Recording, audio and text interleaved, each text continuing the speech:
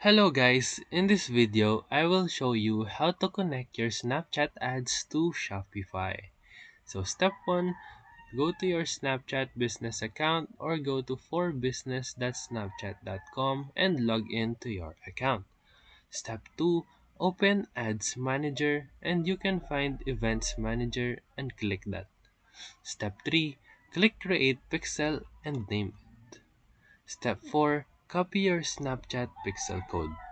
Step 5, in Shopify admin, go to online store and go to preferences.